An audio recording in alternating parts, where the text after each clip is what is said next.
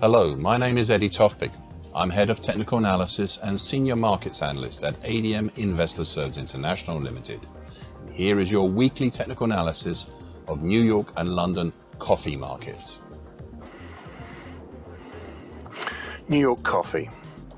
Late last year, a few bullish patterns started to emerge that eventually led to a move up towards the combined resistance in mid-December last year, November 2014 high at 201.35, and the 50% Fibonacci line of the February 2022 to January 2023 move at 201.70.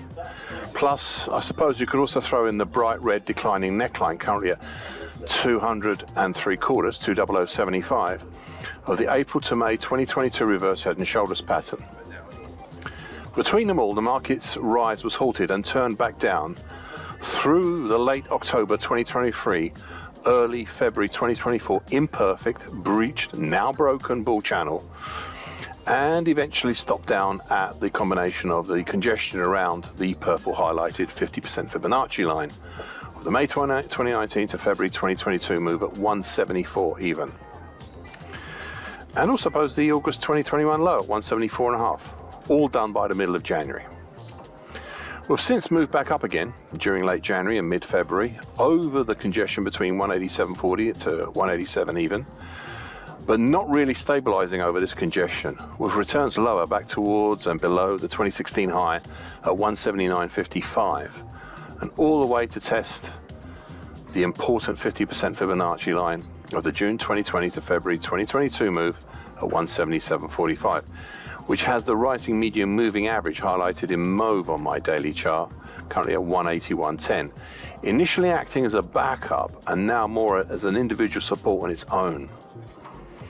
All this action allowed me 3 weeks ago to draw a dark blue December 2023 to February 2024 bearish Andrews pitchfork, which I have since finessed to a bearish shift pitchfork.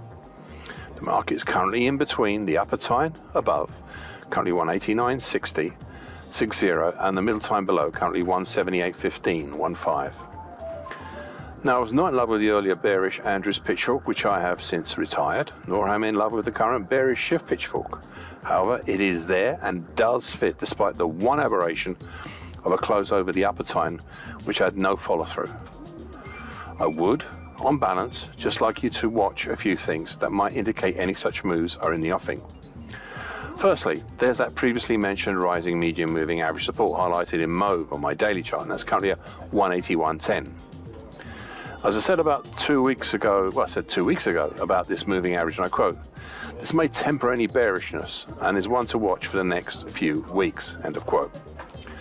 Secondly, still keep an eye on the previously tested and still holding strong support of the purple coloured 50% Fibonacci line of the May 2019 to February 22 move at 174 even.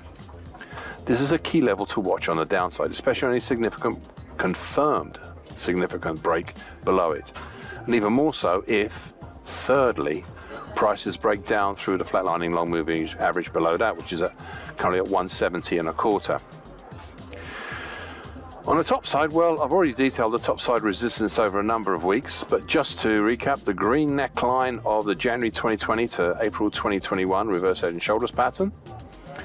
The short medium moving average currently at 184.80, also in green. The 2015 high at 187.80. And for a lack of distinct topside high, I'd add the lesser 38.2% Fibonacci line, the May 2019 to February 2022 move at 194.40. London coffee. During the process of the market breaking higher, originating back in December last year, prices end up starting to stabilize, right on the 50% projected Fibonacci line at 30.83.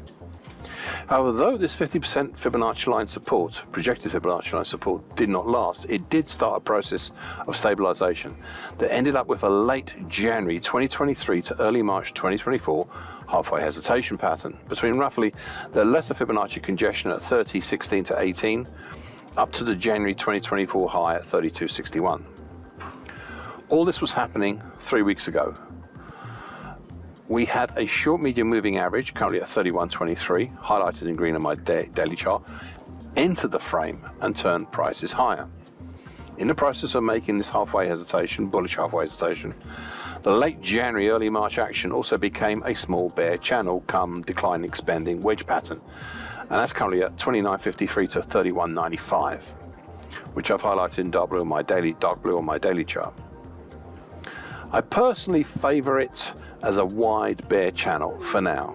Now, 2 weeks ago, in the middle of the week, prices shot up through the upper bear channel line and stabilized over it, though it has disappointingly not really exploited this move higher. It nevertheless still lays out all sorts of possibilities topside. Thus, if we look at the bear channel as a bullish halfway hesitation, then we need to look at 2 points from where to start measuring from. The first one is the January low at 27.44, and the second one is from the mid-December 2023 rally of at the start of the 2023 start of the rally there in mid-December 2023, and that's in the 25.20 area. Thus, for the first pattern, we would have a potential target in the 34.80 area, whilst with the second origination, you could see potential up as far as a potential target X1 in the 3700 area.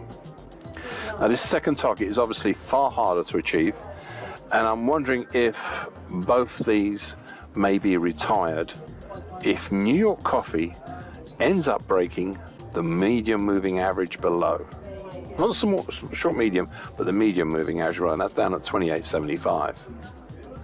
Thank you for listening. This weekly broadcast gives the essential market patterns and consequences.